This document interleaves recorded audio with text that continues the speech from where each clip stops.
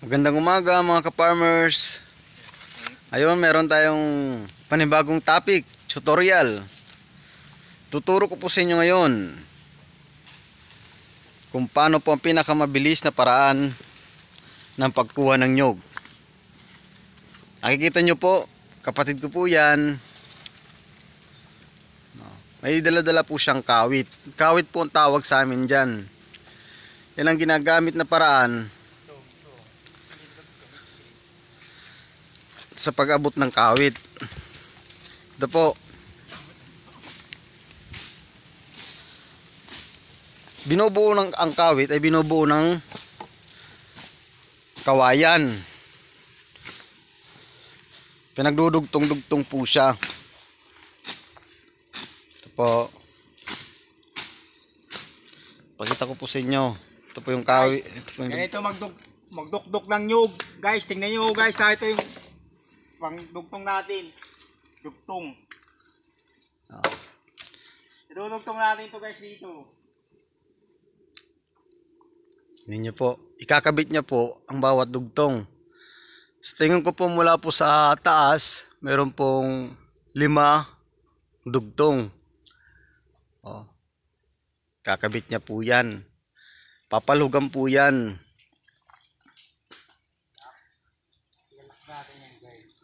Tingnan nyo po. Dudukdukin niya po ang nyug sa taas.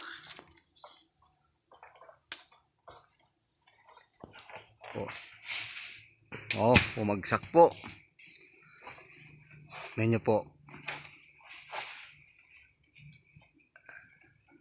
Medyo malabo lang po kasi mumurahin lang po yung cellphone ko. Tingnan nyo po.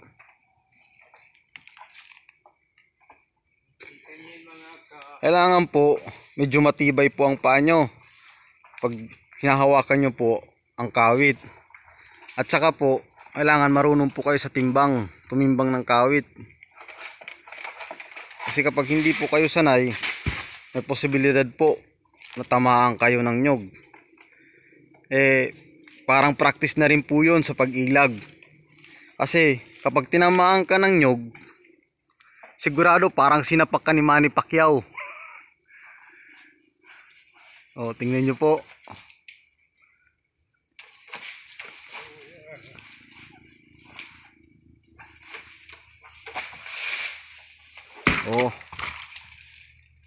Isang rawig po yun.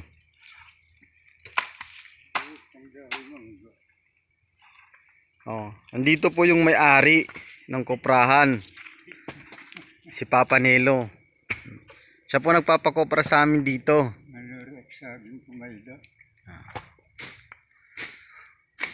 Sa kanya po itong lupang to.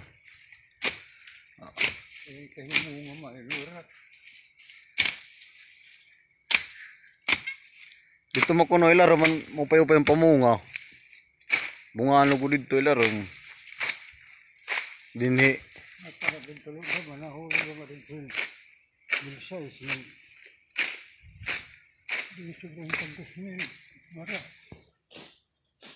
Ora pa na pamumutot.